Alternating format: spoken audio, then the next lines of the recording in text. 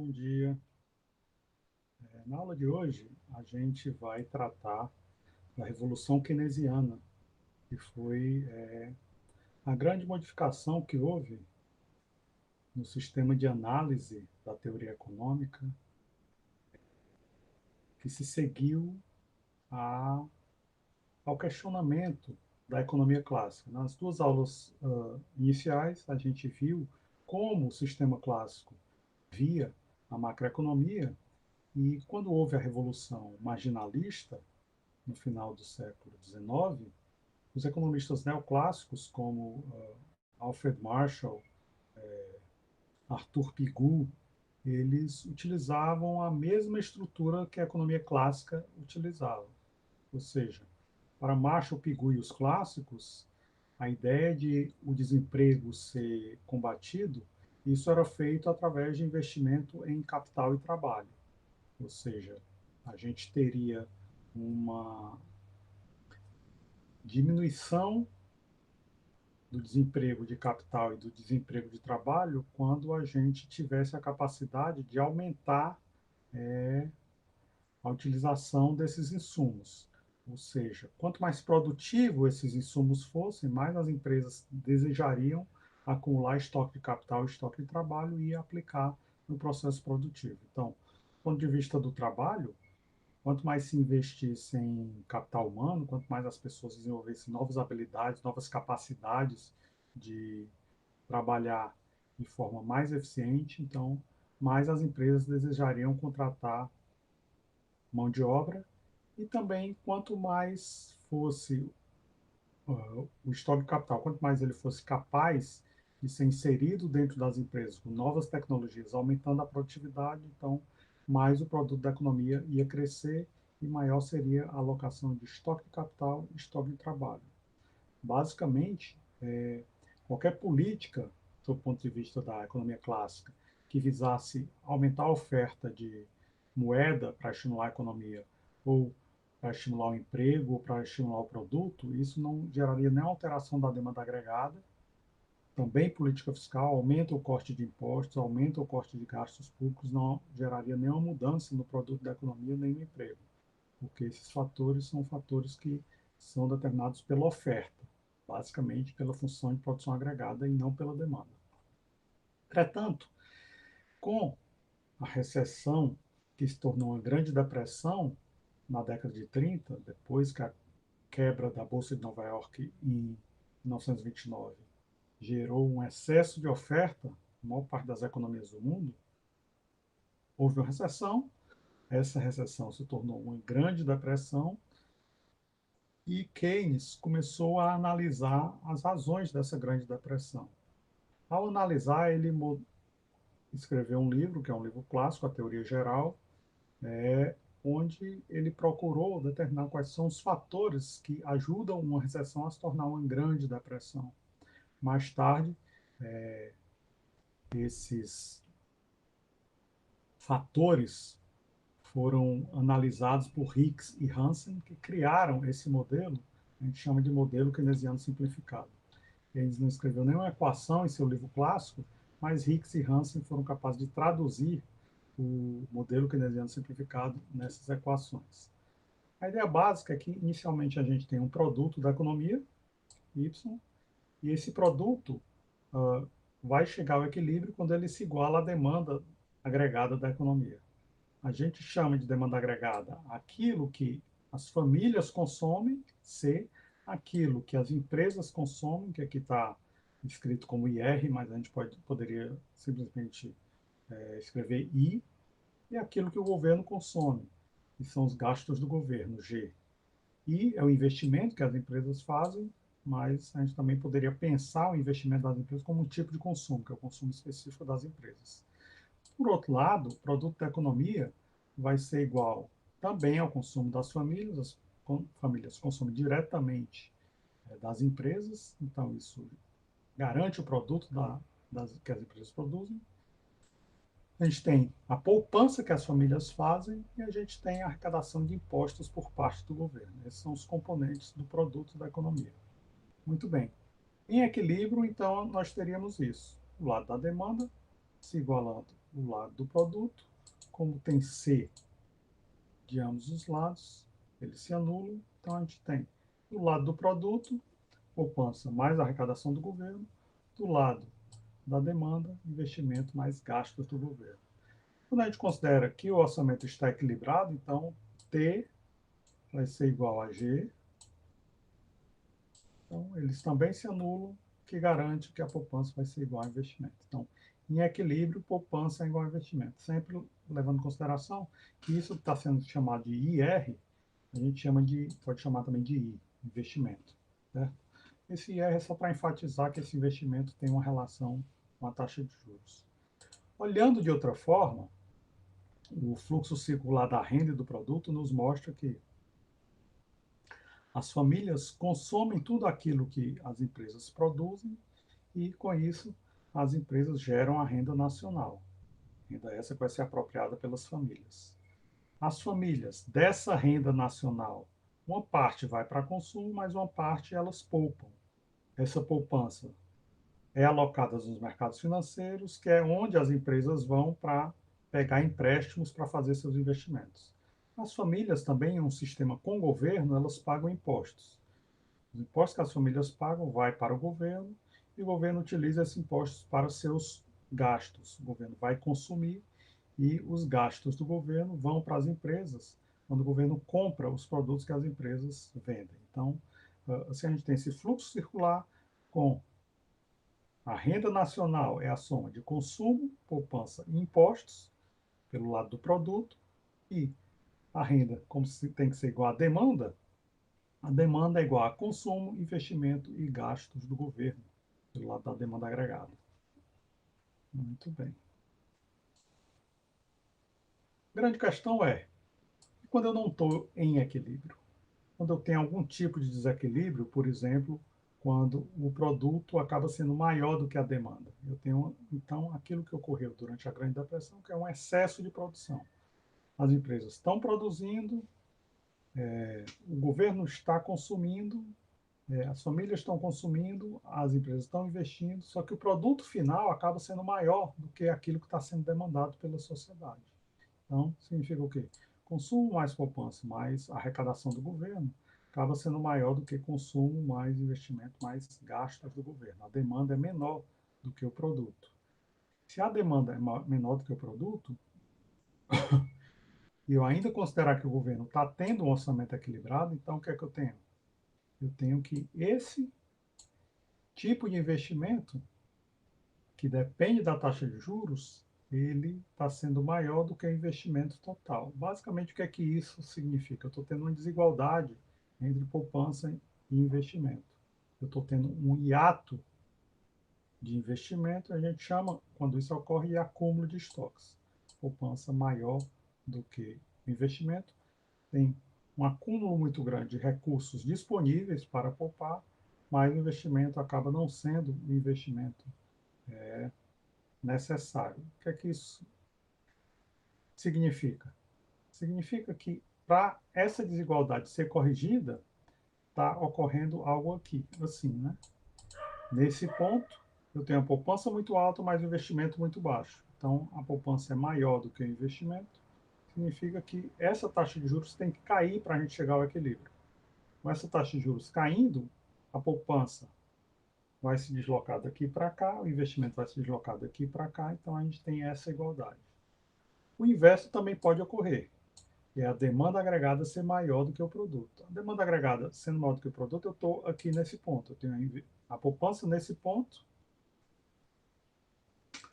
o investimento nesse ponto, o investimento está acima da poupança, o que gera essa desigualdade aqui. Com essa desigualdade, o que é que a gente tem? A gente tem que a taxa de juros está baixa demais, a taxa de juros tem que aumentar para estimular a poupança. Quando a taxa de juros aumenta, a poupança vai daqui para cá e o investimento cai daqui para cá, fazendo com que a gente tenha essa igualdade. Então, seja a situação onde a gente tem insuficiência de estoques, quando a demanda é maior do que o produto, ou acúmulo de estoques, quando a poupança é maior do que o investimento, Aqui, insuficiência de estoque significa investimento maior do que poupança. Esse hiato de produto é positivo. Aqui o hiato de investimento, desculpa, o hiato de investimento é negativo, aqui o hiato de investimento é positivo. O que é que a gente tem? A gente tem aqui essa questão, que é uma questão onde, nesse ponto, quando eu tenho insuficiência de estoques, é porque a poupança é insuficiente para prover todo esse investimento. Então, eu tenho esses diferentes hiatos de investimento, aqui investimento muito alto, aqui investimento muito baixo, e aí, com isso, eu vou ter essa diferença. Acúmulo de estoques em um momento, suficiência de estoques nesse momento. Como é que isso pode ser resolvido? Isso pode ser resolvido com a mudança da taxa de juros. Quando a taxa de juros ou sobe ou cai, ela abandona esses dois desequilíbrios e gera esse equilíbrio entre investimento e poupança. Muito bem. Dito isso, o que, que a gente pode pensar a respeito da demanda agregada? A demanda agregada era central para Keynes, porque Keynes via que, em um momento como ocorreu na Grande Depressão, que foi excesso de produto, havia um acúmulo de estoques. Como esse acúmulo de estoques vai ser desfeito? Esse acúmulo de estoques vai ser desfeito, segundo os clássicos, com os preços dos produtos caindo. O preço caía, as pessoas viam que valia a pena consumir, com isso o consumo aumentava e aí as pessoas voltariam, com esse estímulo ao consumo, a economia voltaria a crescer. Só que Keynes criticava isso. Ele dizia, não, a demanda agregada, como consiste desses três componentes, a gente precisa analisar esses três componentes para ver o que está acontecendo com a demanda agregada para a demanda agregada se mostrar insuficiente para cobrir o produto da economia, nesse momento que é um momento de grande recessão e acúmulo de estoques. Muito bem, então precisamos ver os componentes da demanda agregada. O primeiro componente da demanda agregada é o consumo. Como é que a função consumo se mostra? A função consumo a gente põe em função de um consumo que a gente chama de consumo autônomo, A, e de um consumo que a gente chama de consumo que depende da renda, B. O que seria o A? O A seria esse consumo aqui que independe da renda, ou seja, as pessoas, mesmo não tendo renda, mesmo que a renda seja zero, as pessoas vão consumir. Para pensar nisso, a gente poderia imaginar crianças, bebês, ou então jovens que não trabalham, não têm renda. Como é que eles consomem? Eles consomem baseado em transferências. Outras pessoas transferem renda para ele, no caso os pais, ou avós, ou parentes, ou até o governo pode transferir renda para as pessoas que não têm renda, e aí elas vão consumir baseado nessas transferências. Pessoas que ganham renda transferem para as pessoas que não têm renda, e as pessoas que não têm renda consomem esse consumo que a gente chama de A, que é o consumo autônomo. O consumo autônomo sempre é maior do que zero, certo? Entretanto, a parte mais importante da função consumo é a parte que depende da renda. E essa parte que depende da renda, a gente chama de B, que multiplica a renda disponível, onde o B a gente chama de propensão marginal a consumir. O B vai ser a declividade dessa reta e ele vai me dizer basicamente o seguinte: quando a minha renda aumenta em delta YD, quanto o meu consumo vai aumentar? Aqui a renda aumentou nessa quantidade, o consumo aumentou nessa quantidade. Então o B, a inclinação dessa reta, está me dizendo a proporção que o consumo vai aumentar dado que a renda aumentou. Essa proporção é um número entre 0 e 1, pode ser 10%, 20%, 80%, 90%, 99%. Certo? É exatamente o aumento do consumo dado que a renda aumentou. B vai ser dessa forma. E aí? Só que B está multiplicando a renda. Que tipo de renda é essa? É uma renda disponível. A gente chama de renda disponível a renda que sobra depois que as pessoas pagam impostos. Então, a renda disponível vai ser o quê? Vai ser o consumo mais a poupança. Depois que as pessoas pagam impostos, as pessoas vão ou consumir ou poupar com o que sobra depois do pagamento de impostos. Claro que esses impostos eles podem ser usados de que forma?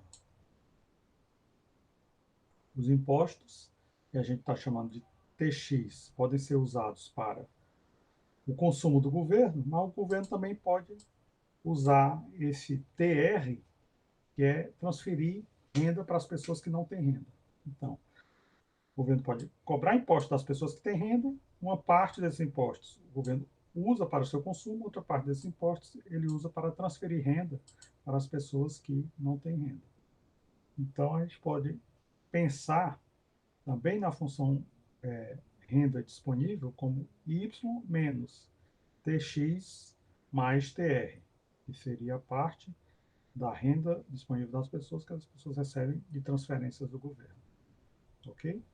Bem, continuando na função consumo, se a gente tem B, que é a propensão marginal a consumir, que é o número entre 0 e 1, a gente vai ter 1 menos B, que é a propensão marginal a poupar, que também é um número 0, entre 0 e 1, mas complementar a B. Né?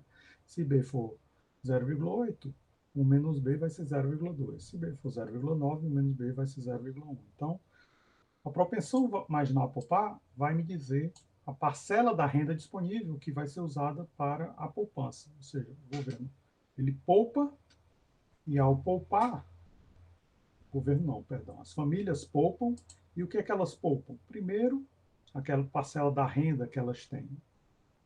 Uma parte ela paga impostos, o que sobrar ela vai uma parte usar para consumo e outra parte usar para poupança. Como o consumo é A mais B vezes a renda disponível, a poupança vai ser o inverso, né? Menos A mais 1 menos B vezes a renda disponível. Então, como o consumo autônomo é sempre positivo, quando a renda for zero, a poupança da pessoa, do indivíduo, vai ser menos A.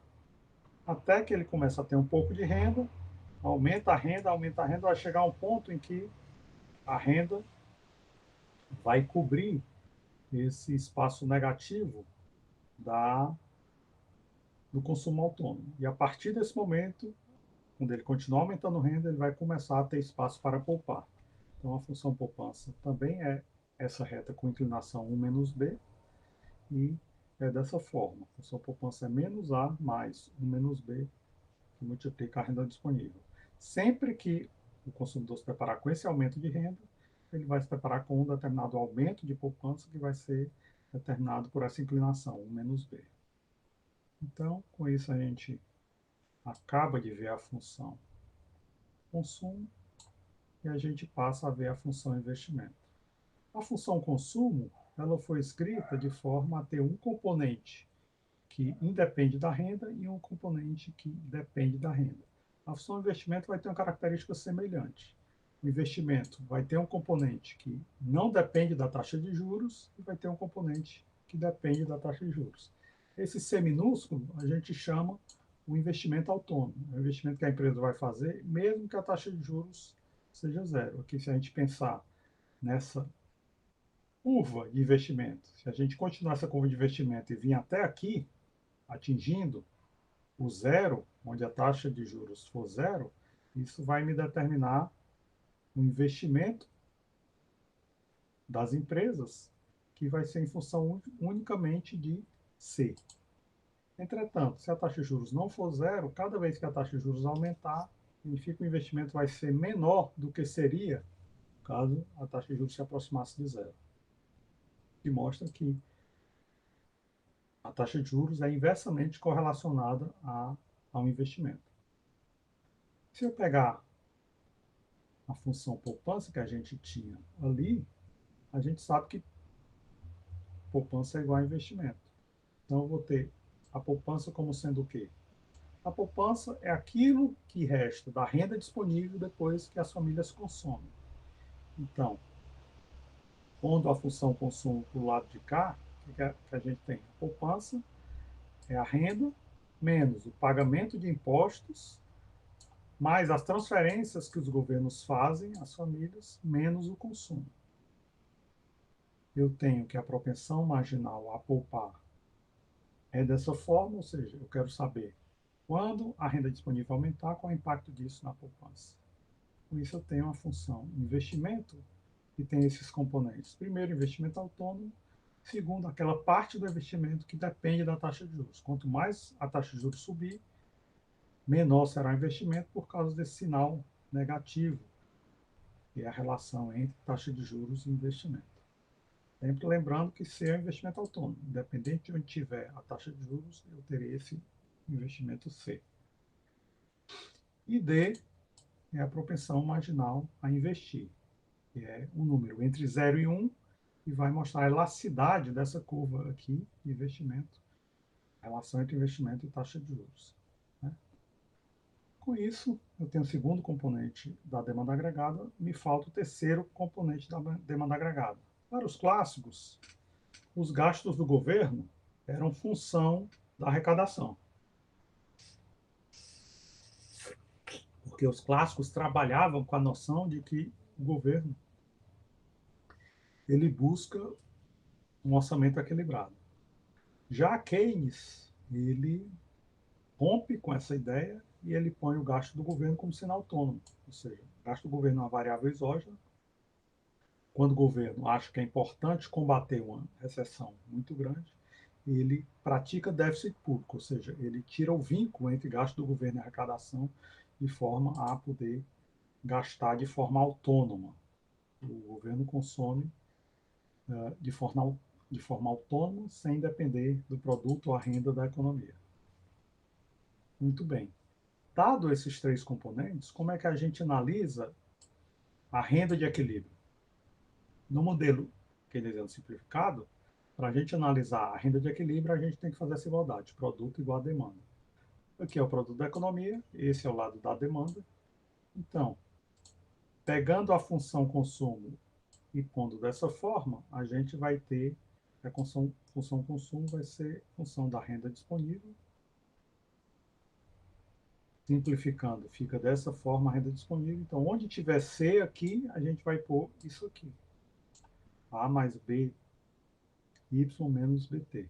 Então, onde tinha C, a gente pôs A mais BY menos BT. E aí põe isso dentro da equação de equilíbrio entre oferta e demanda. Tudo que tiver Y fica do lado esquerdo, tudo que não tiver Y fica do lado direito. Com isso, isolando o Y, a gente tem essa equação aqui, que é a equação de equilíbrio da determinação da renda de equilíbrio keynesiana. O que a gente tem? A gente tem dois componentes nessa equação. O componente dos gastos autônomos e o multiplicador. Aqui, no componente dos gastos autônomos, eu tenho o consumo autônomo, A, eu tenho a propensão marginal a consumir, que multiplica a arrecadação do governo, T, tem o investimento e tem o gasto do governo. Então, esse é o lado dos gastos autônomos e eu tenho o multiplicador. O que o multiplicador tem? 1 sobre 1 menos B, que é a propensão marginal a consumir. Então, dependendo do valor da propensão marginal a consumir, o multiplicador vai ser maior ou menor. E aí, a ideia do Keynes é utilizar essa equação de equilíbrio para tentar pensar no seguinte: o que acontece com a renda caso haja algum tipo de variação em um dos fatores dos gastos autônomos? Vamos pensar, por exemplo, que há uma variação do investimento. Qual é o impacto disso sobre a renda? Gasto não variou, tributos não variavam, consumo autônomo não variou. A única coisa que variou foi o investimento. Então, havendo a variação do investimento, o impacto sobre o produto vai ser isso aqui, o multiplicador. Então, o multiplicador vai me dizer o quê? Dependendo da propensão marginal a consumir, se a propensão marginal a consumir for, por exemplo, 0,9, vai ficar 1 menos 0,9, que é 0,1. 1 sobre 0,1 vai dar 10. Então, o multiplicador é 10. Isso significa que se o investimento variou em 100 milhões, o produto da economia vai variar em 1 bilhão, 10 vezes 100 milhões. Ou seja, a gente vai ter, dentro desse sistema da renda de equilíbrio keynesiana, uma variação do investimento vai gerar uma variação da poupança, o que significa que esse lado vai se equilibrar com esse lado. Ou seja, antes eu tinha essa função consumo, que fazia parte da demanda. E aqui, o que é que eu tinha? Eu tinha um produto nesse patamar, só que aí, quando eu tenho essa variação de investimento, o produto sobe e vai para esse patamar. O que significa o quê? Se eu tivesse nesse ponto, eu estaria em desequilíbrio, no ponto A, eu estaria em equilíbrio. A ideia é que essa reta, investimento mais gasto do governo, tem que igualar a essa reta poupança mais tributos. Então, o que foi que houve aqui? No primeiro momento, eu tinha uma demanda agregada, só que aí o investimento se modificou. Eu passo a ter uma nova demanda agregada. Essa variação do investimento, aqui, por favor, corrijam, é um sinal de menos, certo? É I1 menos I0. Então, esse delta I é I1 menos I0. Essa variação do investimento é que vai fazer com que eu tenha esse ponto de equilíbrio, essa nova igualdade. Muito bem. Qual vai ser o impacto, então, desse aumento do investimento no produto da economia? Vai ser igual ao multiplicador, que é 1 sobre 1 menos B. Só que o que é B? B é a propensão marginal a consumir. Se B é a propensão marginal a consumir, 1 menos a propensão marginal a consumir é a propensão marginal a poupar. Certo? Basicamente, analisando o gráfico, a partir disso, o que, é que a gente tem? A gente tem que eu tinha esse ponto Y0, que era a demanda agregada antiga, só que com a nova demanda agregada, porque o I se modificou, o que é que eu tenho? Essa variação do investimento. Eu saí do ponto A, fui para o ponto C. Só que o ponto C não é um ponto de equilíbrio.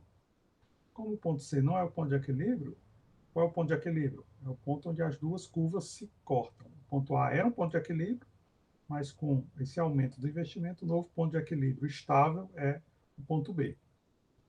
Então, isso significa que o produto da economia vai subir, saindo do ponto A, que era um ponto de equilíbrio, com choque de investimento, vai para o ponto C.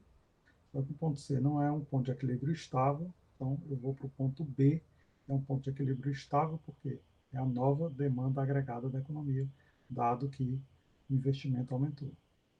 Olhando pelo lado da igualdade entre investimento mais gasto do governo com poupança mais tributação, gasto do governo não se alterou, tributação não se alterou, poupança também não se alterou. A única coisa que mudou foi o investimento.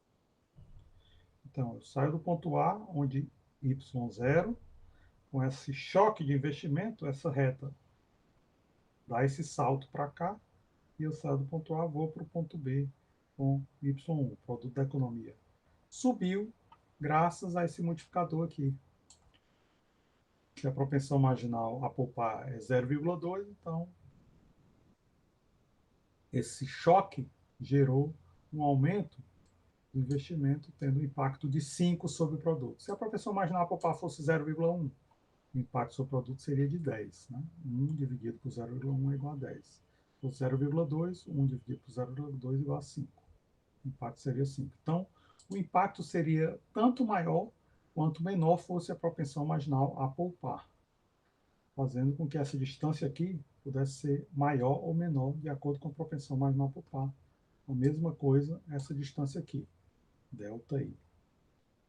Caso eu tivesse não um ΔI, mas um ΔG, um aumento dos gastos do governo no montante de 100 milhões de reais, a mesma coisa ocorreria, né? Porque se a gente for olhar aqui, o G, I não varia, T não varia e A não varia. Se houvesse a variação apenas do G, o multiplicador seria o mesmo, né? ΔY sobre ΔG seria, da mesma forma, 1 sobre 1 menos B, ou seja, 1 sobre 1 menos a propensão marginal a consumir, que é a mesma coisa de 1 sobre a propensão marginal a poupar. Ou seja, o impacto de um aumento de investimento é igual ao impacto de um aumento de gastos do governo, que é o multiplicador, 1 sobre 1 menos B. Então, caso haja um choque no investimento, o impacto disso no produto seria igual caso o governo desse um choque de aumento de consumo do governo. o montante de aumento do produto seria o mesmo de acordo com o multiplicador. Entretanto, haveria um efeito diferente caso o impacto fosse nos tributos. Por quê? De acordo com o multiplicador, o que acontece? Caso o governo não aumente seus gastos, caso o investimento não aumente, caso o consumo autônomo não varie, a única coisa que estiver variando for os tributos, o que acontece? Os tributos vão para o lado de cá multiplicando o B.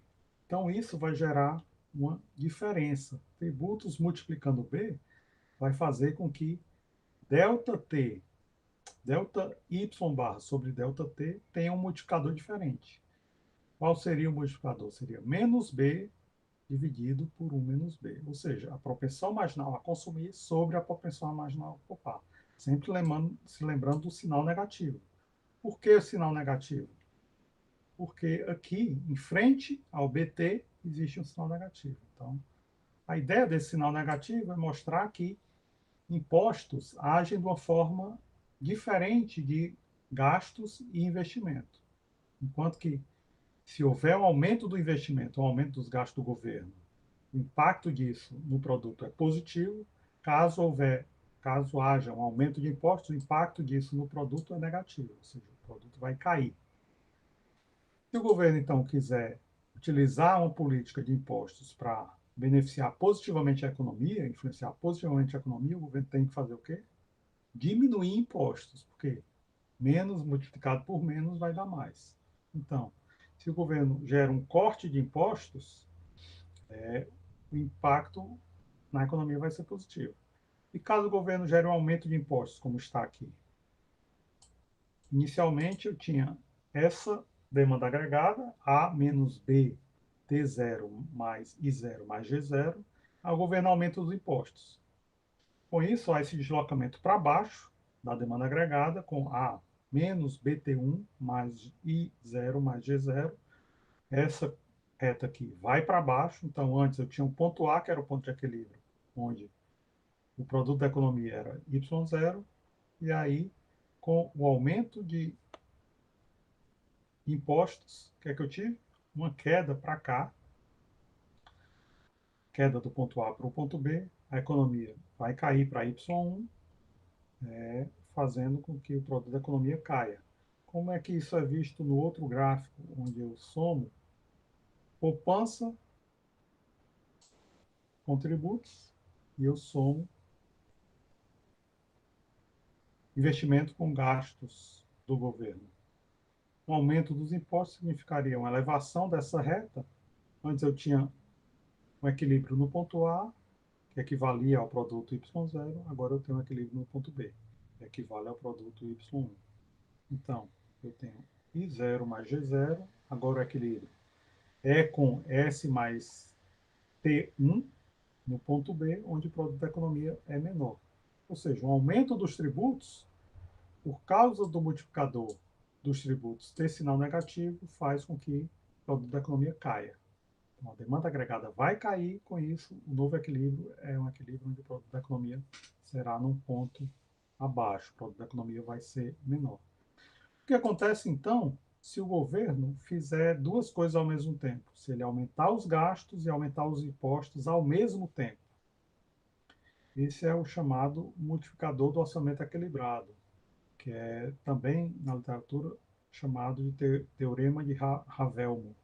O que é que o teorema de Havelmo ele diz? Ele diz o seguinte: quando os gastos do governo aumentam, isso tem impacto no produto.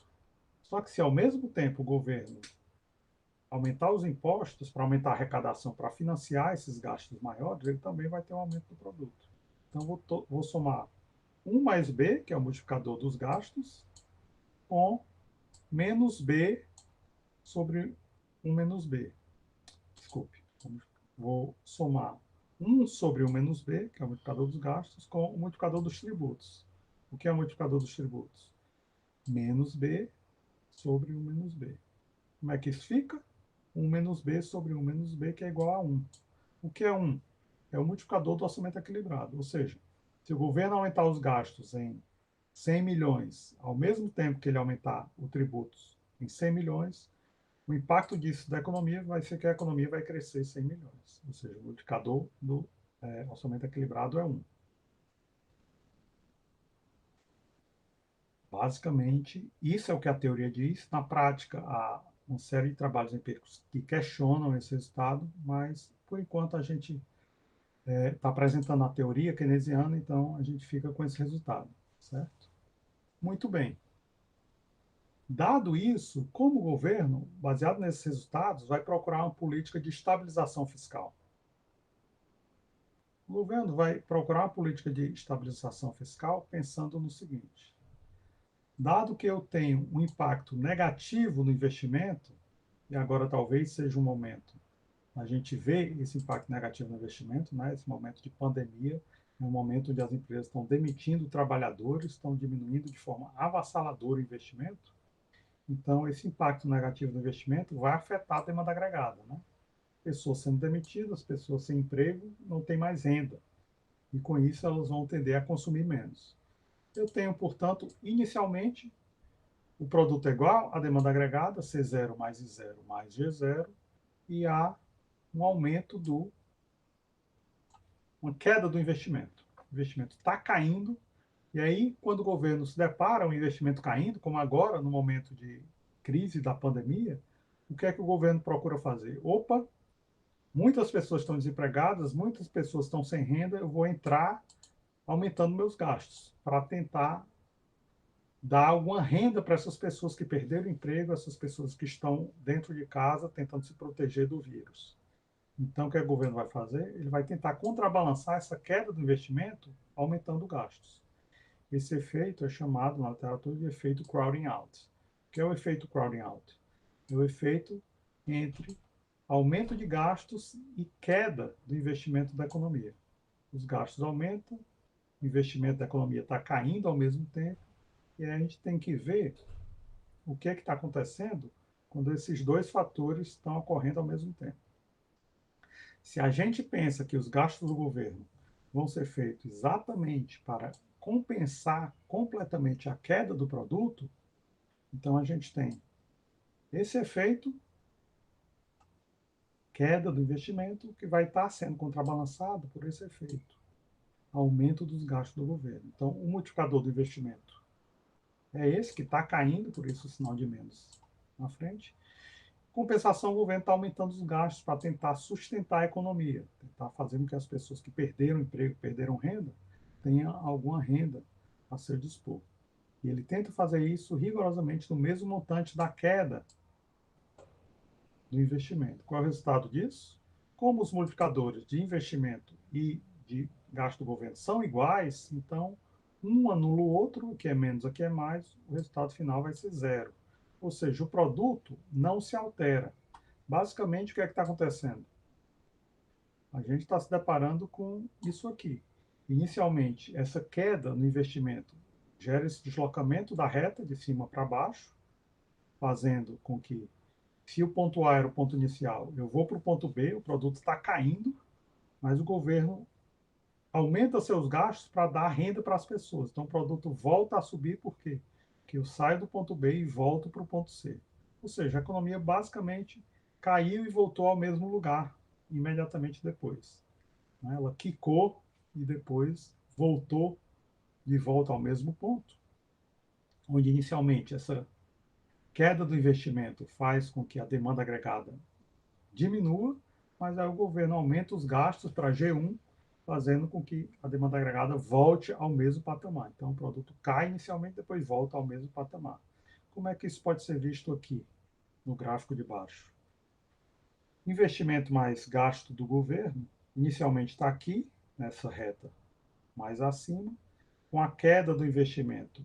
A gente se depara com essa queda, ou seja, eu estou no ponto A, que equivale a esse produto, vou para o ponto B, que equivale a esse produto, YL, só que, quando a gente está nesse patamar, o que, é que o governo faz? Opa, preciso aumentar os gastos. Aumenta os gastos para G1, com esse aumento de gasto de G1, volta a esse patamar dessa reta, então eu deixo YL e volto a YP, subindo de B para A para C. E C é o mesmo ponto que era A, certo? Então, essa reta aqui de poupança e tributos não se alterou, a única coisa que se alterou foi inicialmente, com a queda do investimento, essa reta caiu, depois ela voltou ao patamar, porque o gasto do governo subiu. Esse tipo de política é uma política chamada política anticíclica, que é uma política onde os gastos do governo tentam compensar a queda do investimento.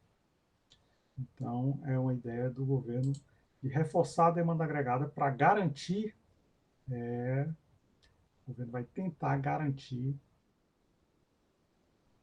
que o produto da economia não caia. Certo? Essa política de estabilização é uma política anticíclica que vai impedir que o produto da economia permanentemente fique abaixo. E rapidamente aumenta os gastos para voltar, para que o produto da economia volte a esse patamar. Certo? Muito bem. Todo esse modelo keynesiano, ele é pensado para um sistema de economia fechada. Então, esse efeito do modelo keynesiano, todo é um efeito muito forte em uma economia fechada. O que acontece se a gente tiver uma economia aberta? Se nós tivermos uma economia aberta, o impacto certamente vai ser diferente. Com isso, a gente tem que modificar algumas equações do nosso modelo. A equação 9, ele introduz uma demanda agregada que iguala a oferta agregada, que agora é num patamar diferente. A demanda agregada agora tem os três componentes tradicionais da economia fechada, consumo das famílias, investimento e gasto do governo, mas também tem dois componentes adicionais, X exportações, Z importações. E isso, então, vai alterar a função consumo. A função consumo antes era consumo igual, consumo autônomo mais propensão marginal a consumir, vezes renda da economia. E agora a função consumo vai ser alterada, incorporando uma demanda, que é a demanda por importações. O que seria a demanda por importações? A demanda por importações teria dois componentes, que é o, que são as importações autônomas, ou seja, aquilo que o país importa, mesmo se a renda do país for zero, e as importações que dependem da renda, ou seja, quanto mais o país enriquece, mais ele vai aumentar as importações. E essa demanda por importações que depende da renda é função do V minúsculo. O que seria esse V minúsculo? Seria uma propensão marginal a importar. Assim como a propensão marginal a consumir, o V também é um número entre 0 e 1. Quando a renda sobe, as pessoas podem ter uma propensão marginal a poupar de 10%, 20% ou 30%. Ou seja, é a parcela da renda que é dedicada ao consumo de bens importados. Certo? Com isso, a gente pode aumentar ou modificar o nosso equilíbrio, né? A nossa nova função de equilíbrio, que é oferta agregada e demanda agregada, vai ser modificada para essa forma. Agora eu tenho consumo, mais investimento, mais gastos do governo, mais exportações, menos importações. Com isso, a minha nova equação vai ser dessa forma. E aí, agora eu tenho outro componente que multiplica y, né? Que é a propensão marginal a importar. Tudo que é y eu ponho para o lado esquerdo, tudo que não tem y deixo do lado direito. Com isso, isso fica em evidência, y multiplica por esse multiplicador aqui, e tudo mais é o gasto autônomo. Eu tenho esse novo gasto autônomo, consumo autônomo, investimento, gasto do governo, exportações e importações autônomas. Aqui, para simplificar, eu deixei de lado a renda disponível, né?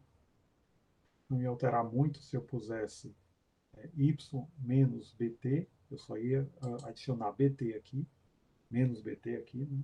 Mas o multiplicador seria o mesmo, que é o que nos interessa. Nos interessa é saber o multiplicador. Qual seria o novo multiplicador?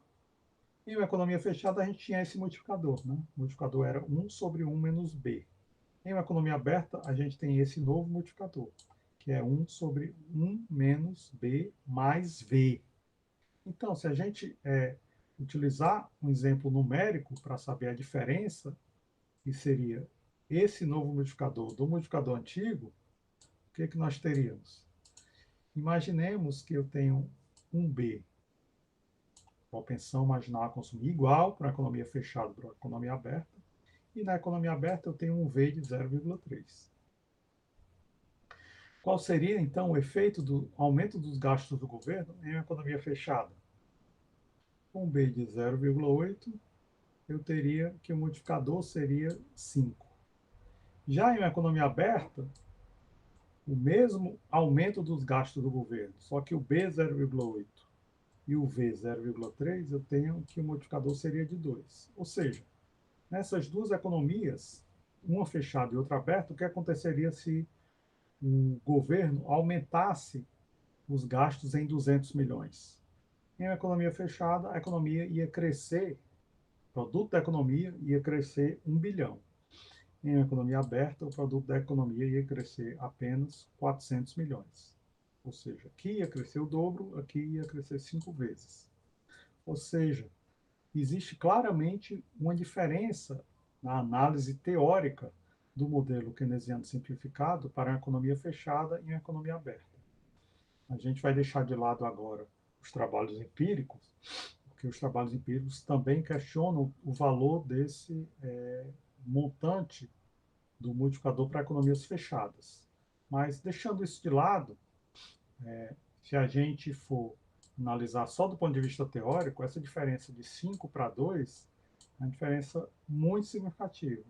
Ou seja, se o multiplicador keynesiano tem um impacto bem significativo em economia fechada, em economia aberta o impacto dele é bem menor. Talvez essa seja a razão pela qual, quando os trabalhos empíricos vão analisar na prática o efeito multiplicador em uma economia, nunca esse efeito multiplicador chega a ser tão grande assim, porque a maior parte das economias do mundo são economias abertas. Mesmo países que têm um grau de abertura relativamente baixo, como o Brasil, a economia tende a espelhar mais o multiplicador nesse patamar do que nesse patamar. Nós temos uma economia relativamente fechada, mas ainda assim existe uma propensão mais a importar, e as empresas, as famílias, os gastos do governo também existem gastos com bens importados. Então, em função disso, o efeito multiplicador sobre a economia tende a ser mais próximo do multiplicador baixo de uma economia aberta do que do multiplicador alto de uma economia fechada. Bem, basicamente isso nos mostra o quê? Isso nos mostra que um estímulo fiscal poderia ter efeitos bem diferentes dependendo do tipo de economia que essa estrutura teórica do multiplicador keynesiano está sendo utilizado, né? Tanto o multiplicador dos gastos, como o multiplicador do investimento, como também os outros multiplicadores, né? O multiplicador das exportações e o multiplicador das importações. Ou seja, o multiplicador das exportações seria esse e o das importações também seria esse. Ou seja, todos esses modificadores mostrariam um efeito bem menor em uma economia aberta do que em uma economia fechada. E aí vale a pena fazer o exercício prático em casa de procurar para diferentes níveis de B, ou seja, você pode pegar o papel e calcular o que acontece quando o B é 0,9, é 0,7, é 0,5, é 0,6, e também para níveis diferentes de V. Quando o V é 0,1, 0,2, 0,5, 0,4, né? Calcular os efeitos tanto em economia aberta quanto em economia fechada e comparar. E o que esses exercícios vão mostrar é que sempre quando a economia é uma economia aberta, ela tem um efeito multiplicador muito menor do que quando a economia é uma economia fechada. Poucas economias podem ser consideradas economias de fato fechadas, por menor que seja o grau de abertura. As economias sempre têm alguma abertura com o exterior, o que significa que, no modelo teórico do multiplicador keynesiano, é mais razoável a gente pensar em termos de todas as economias do mundo terem um efeito multiplicador mais próximos de uma economia aberta, ao invés de economia fechada. Ok? Bem, é isso a aula de hoje. Espero que vocês assistam essa aula. Eu vou deixar esse link no Siga e também no Google Sala de Aula. Essa aula vai substituir a aula de segunda-feira e aí vocês assistem essa aula e procurem fazer esse exercício prático e aproveitar esse material teórico para já fazer os exercícios da lista de exercícios. Ok? É isso, tenham todos um bom dia e até a próxima aula.